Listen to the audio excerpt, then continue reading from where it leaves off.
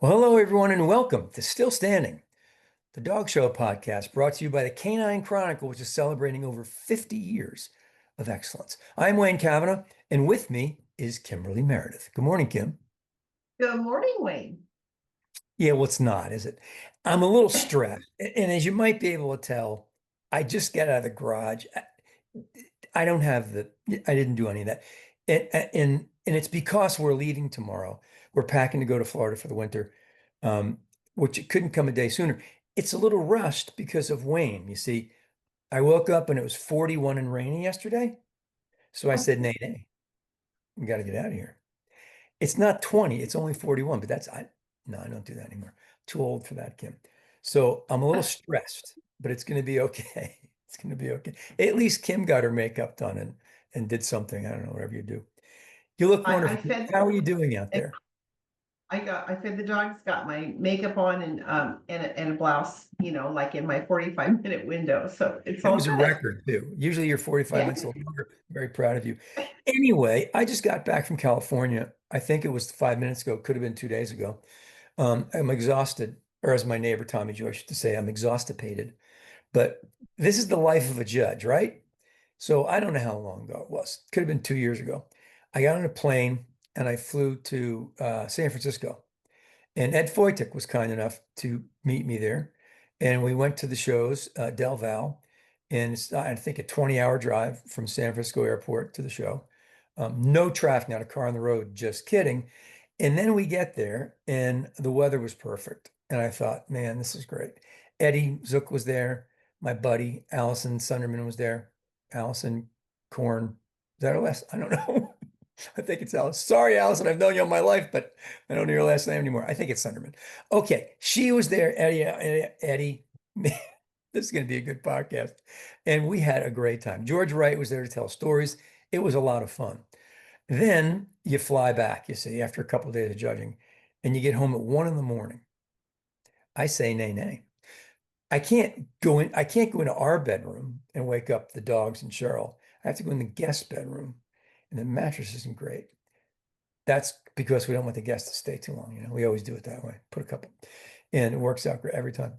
2 days you're out of here. So this is where I am, Kim.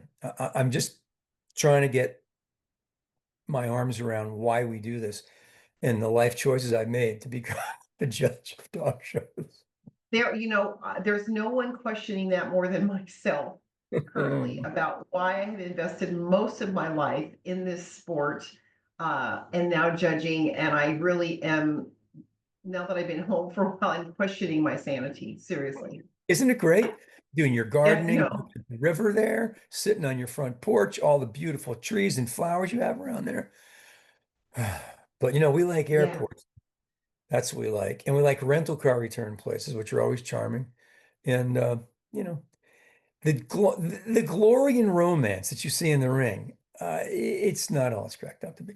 But we do it because No. we love it. And I can't think of any other reason. It must be because we love it. And we're And we don't passionate. make any money. I mean, there's no money in it. I mean, you No. can't support yourself. There's absolutely no way. Just like you're saying, long hours, no money. And now that we have owner handler, which I'm for anything that the exhibitors like, and I'm very proud of everybody that. I mean, sometimes my owner handler groups are better than my regular groups. Depending. Yeah. So I get all of the. There's a lot of sleeping in airports, taking 2 days to get home, all that. Yeah. The hotel restaurants are another adventure. Um, I thought, how bad can you do a BLT? Pretty bad. You Pretty can do bad. Was it you know when cold pressed lunch meat? yeah, and when it's been in the refrigerator long enough, it gets a slime on it. The turkey is a little it's Uh, always yeah, it's very nice. Anyway, the show was terrific because well, it's a nice little fairgrounds. And these days, I don't know how they can do it because we're going to talk about numbers from the last 2 weekends. I just don't know how clubs can do it. We do keep our expenses and fees down to a minimum to help them.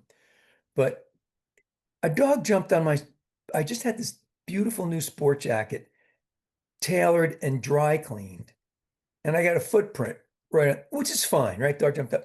But they're thinking, oh, I'm so sorry. I'm thinking, don't worry about that. Oh my, it's the $30 to clean. You just took a chunk out of my fee from your Yeah, 30 dog's foot is what you did.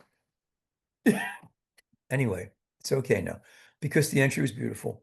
The weather was gorgeous, and that really makes a show. And the details that club does, the little things, they really are marvelous and much appreciated by the judges, all of us. So a fine time was had. Here's the part, Kim. It was the biggest show in America that whole weekend. Broke 1,000. That's all it takes. So amazing. let's see. It's sad. 1,077 on Saturday, 987 on, I'm sorry. Yeah, 1,077 on Saturday, 987 on Sunday. The biggest show in the country. And it drops off pretty quickly from there. So out of the, let's see how many shows there were. I've got this on my little cheat sheet over here in case you're wondering what I'm looking at. There was 27 shows, just Saturday and Sunday. I'm not taking in all Mhm. the Thursday mess and Friday and Mondays, just Saturday and Sunday. Um, so there were 27 shows. The average entry for those shows, the average was somewhere I wrote it down. Oh, it was 552 Okay. Average. because Okay. we had let's see, one show at 280. Well, I'll go down the list. Oklahoma 350, California 1077, Washington 662, New England, or maybe that's Nebraska, it is 289, New Mexico 283, Illinois 599, South Dakota 366, and a 378. That was a two a day. Don't confuse those numbers. 582 in Pennsylvania, Massachusetts almost hit a grand at 863. Texas had 773, Georgia 642, Virginia, I think that is at 551, and New Jersey at 304, rounding out the pack for an average of under 600 dogs. It's been the trend. I posted this another one. I did this whole it's not a it's a pain to do, but you have to go through it. And last week was about the same. If you strip out the top two shows to get and just leave those two as outliers, then you're in the 400s every weekend. This is I didn't I didn't just pull out a bad weekend. This is every weekend. There's always about 20 shows, 30 shows a weekend, depending. Usually around 24, 25. You can look on the, if someone said, is there a spreadsheet to show this? Look on the AKC calendar of events and Yeah. the month, and it'll say 14 all breeds, 15 all breeds. It'll tell you how many on every weekend. So it's not hard to compute. You just have to go through and say how many dogs competed, which was another story, right? Um, absentees. I read a lot of ABSs in my book. How about you, Kim? A lot of Oh, absentees. yeah. I mean, I think that with the downward trend of entries, that people enter hoping there might be majors. Maybe their dog is sitting on a major. Mhm. And I mean, I hear this from exhibitors all the time. I mean, it used to be that, you always had the exhibitor that would stand outside the ring if there was a major in dogs or a major in bitches. Hey, Charlie, did you hear? There's only a major in girls today, Yeah. Yeah. to let Yeah. the judge know, of Yeah. course, Oh, right, to you do the didn't say cross. girls, just girls. Yeah. Yeah. Yeah. Exactly. But those days now, I'm telling you, there were majors, now there are very few. And so people are spending not only the entry fees, which are, some of them now are up to $45, $40. You're entering a dog hoping for a major and not getting any. So, you're getting a lot of absentees, and you can kind of look at your judge's book and see, oh yeah, they entered and there's no major. So it's hard. It's really hard. Yeah, and then it's not fun because you get just shy of a major in Goldens and three show up because they all need the major, right? Um, Right. and that just is a challenging day for everybody, but it really points out that there's a lot of dog shows, right?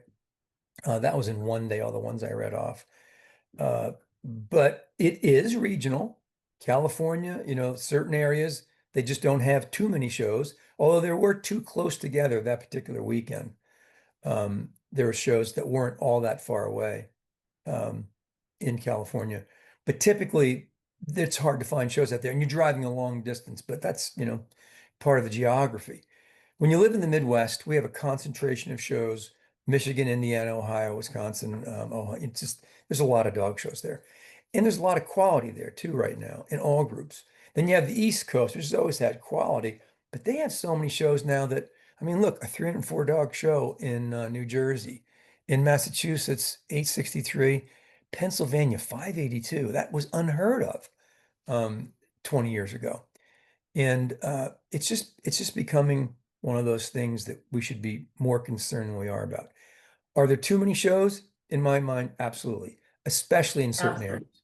With the Yeah. caveat that certain regions, that's not the issue necessarily. The other issue, like you said, is the money. You pay to go to these Mhm. shows. Major's not there, you're not going to go. Um, you're not going there for the camaraderie. You're not going there to sit around and talk about your breed all day. You get there at 9:15 for your 9:30 judging, and you're gone at 9:45, and you're home on the couch. So no one's staying around to embrace all that and try to learn from each other. We're only learning how to go find the majors and go find the points. And I love it when you give a dog winners. It's really a quality dog, and they say it just finished them, and it just feels great that you were able to be there for that. Um, but it's rare. There weren't a whole lot of majors at the bigger shows. There weren't a whole lot of majors. Now, at the end of the day, the seven dogs standing there, usually top notch no matter where you are. You'll have, And hopefully your breed judge is underneath you, you're actually best in show is probably one of the easiest things to judge because everything in there is absolute quality. And yeah. it's, all boils down to showmanship. It all depends on the nuances of those particular breeds. Here's another interesting thought. I'm going to segue back for just a minute on the expense of shows and then not getting majors and not being able to go. I believe, and I may be wrong, that your motorhome parking is not refundable. So if I think that's you some are, shows, maybe all shows. I don't know. yeah, it'd be interesting to find out what percentage of the show. So say you're an owner handler and you enter three dogs, you've got one in bred by, one in puppy, you got a special maybe. And so you're going to take your motorhome because you've got more than one dog. Do you get your motorhome parking back? I don't know what that answer is, but that's another big added expense to people. Yeah. How about the gas to get there? Or if you're staying in a Yeah. hotel, it's really expensive these days to show dogs. It always was though. And I guess it's just a matter of it's never been an inexpensive sport. We look at these prices and go, wow, but adjusted for inflation, I don't know how that compares to 1970. But I do know that you only went on Saturday and Sunday. And when you're trying to go to 5 day shows, the owner and handlers just aren't there till Saturday and Sunday for every reason you can, all the typical reasons. They've got to work, they can't afford the 5 days. They really want to be there for 5 days. So we've got a lot going on. And I don't want to keep beating these numbers every week, but I'm going to run them through the end of the year because it's never been over 600. And last year we were around the 600, 640, almost every weekend.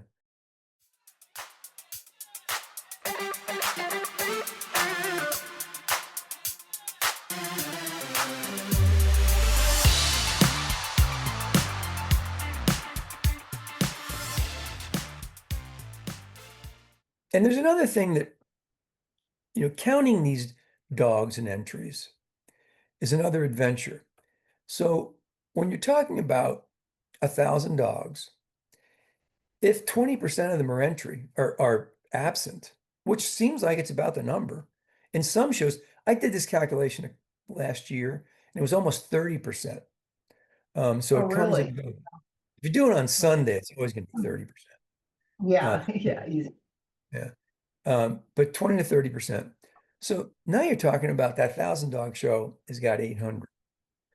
When there's a there's an interesting difference in nomenclature that I don't know if the sport needs to understand or understands, but I think it's important. The AKC publishes the number of entries per year as their fuel gauge for the sports doing.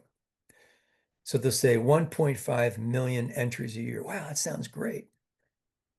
But when you have almost 2,000 shows and dogs are entered at 5 shows here and 5 shows there in case the major breaks or they're chasing a record, so they're multiple entered, how many individual dogs is that?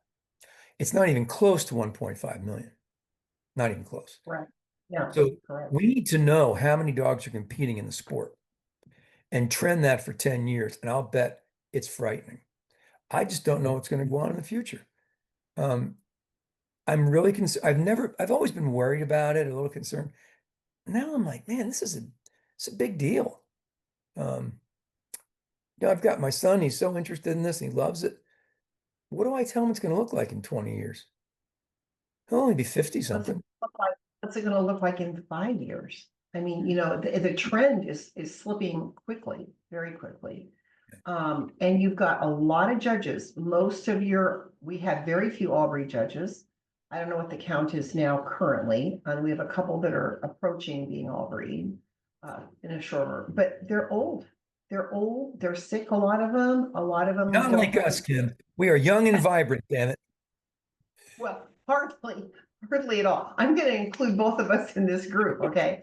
But it's like, the judges are tired, and you truly do it for the love. We've talked about this because, the travel and you don't make any money. And, a lot of times you're just judging mediocre dogs all day long. You're just a ribbon dispenser. And we've had a couple judges quit, early in their career because they're just tired of it. And so what is the answer to me? And Swain, you have all of the facts and figures, and you've worked really hard on it. Is the answer to these clubs? Look, you have to buddy up with somebody and to make it a 4-day cluster, whatever. And I hate 5-day clusters myself. They're exhausting for the dogs, the handlers, the judges. I mean, at the end of the 5th day, you don't care if you ever judge their dog show. You're so tired, right? It takes days then you get stranded on the way home and you spend the night at the Denver airport hotel. So is the answer, and I'm anxious to hear your take on this, is the answer to say, if you can't hit X number of entries, by, 2 years from now, you're gone. I mean, you're going to have to start eliminating, or people are going to have to buddy up. I mean, I don't see any other viable answers. Do you? I don't think there's any one answer. I think the issue needs to be studied in depth by the AKC rather than they have all the data that I have to data mine and dig for. They have it. And they need to get serious about putting some committees together to figure out what's going on here, or hire statisticians and even epidemiologists to see what's going on in the culture and how things are, where people are moving or what that means. Yeah, Um, yeah, I go back to limited registration because I think we spayed and neutered the entire purebred dog population. If you go from 1994 to now, that's when the registrations went from 1.4 million to about 400 and some thousand now. And I just got the financials. They're publicly available if you ask and find them. And boy, yeah, it's not looking good. It's not looking good at all. So we spayed and neutered everything into oblivion, which opened up this great audience for golden doodle people. Now they can sell them because we're not breeding anything. And we don't have enough dogs to be shown. We're not getting people involved in the sport. Number of shows, yes. I think that's something that needs to be looked at seriously. Distance between shows, that needs to be expanded tremendously, in my opinion. tremendous. But I don't want the small shows to go away. I think they're important for their community. Maybe you make Yep, them an open show and you say, you can give out all the single points you want, no matter if 50 beagles come, it's still 3 points or 5 points, but it's not a major. So for a major, you can't go to an open show, you got to go to a regular show. I don't know. There's a million thoughts like that that run through my head. But I think the two-level thing is going to happen someday. Um, or or just figure out what we really need. Because I can tell you that there are weekends that really impress. So the people are there. When they all come together for a 5,000 dog show, it proves that if you had one great event, people go. And Orlando's coming up. There's gonna be 6,000 dogs a day there. But there's not gonna be any shows anywhere else. I'm not saying we can only we have to make everyone go to Florida, but there's got to be some serious study, not just a couple of people going through that. You know, I'm talking about a serious study about the cost analysis of putting on a show, how the clubs can be helped by the American Kennel Club, because they need the money to pay us and to put on these events and to rent these fairgrounds. That's going to come back to them in registrations if they do it right. But someone's got to figure that out. Someone's got to figure out the distance and the number of shows, how that applies geographically. Maybe that distance is different for different parts of the country. But something's going to have to pull it all together. And it's almost too late. This should have been done 10 years ago, 15 years ago. Oh, 15 or so, exactly. I mean, and the 200-mile limit, I don't know who originally came up with that, but that's insane. Well, You we've know, I talked mean, about it's this just, before. I know someone who lost a breed at 8 o'clock in the morning at one show and went best in show at the same day at a different show. 4 hour yeah. drive, not a big deal. Judging was at 1 o'clock, lost a breed at 8, got there at 1, not a problem, went best in show. So that's craziness. That's just stupid. And that's got to be. So there's so much to really laying out the numbers like this shows one thing. We are spread really thin in a lot of geographic areas.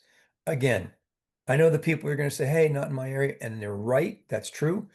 Fine. And some people say it's only about the cost. I don't know about that because they all go to Montgomery and they all go to Hatboro and they all go to Orlando. But I think that's a serious factor for the owner handler, and we need them.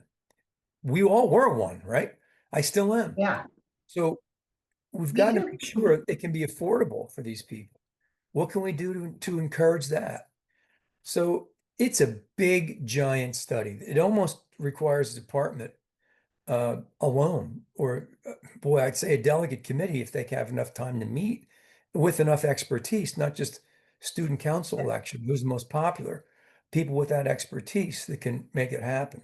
So, And how many of their people have the expertise and the background and the longevity in the sport to be able to determine this? I mean, that's another problem. It's like, who are you going to put on that committee? There aren't that many people that are capable of it. And they've also got to be number crunchers, you yeah. know.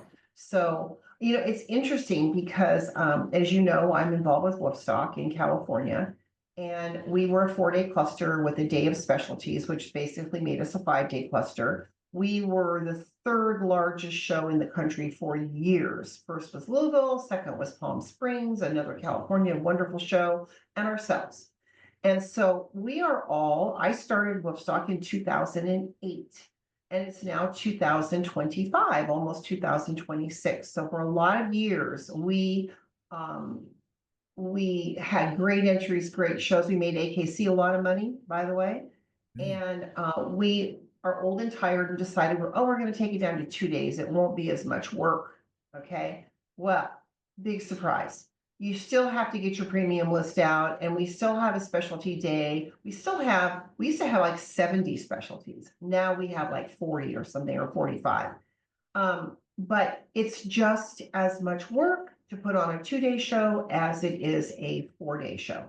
So, but I was really proud of us because this year, 2025, was our first 2-day show.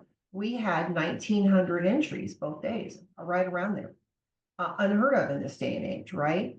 So now we're going to go to 3 days, which is, we should just left it at 4. Honestly, faux pas, we should have just left it at 4 and left it alone.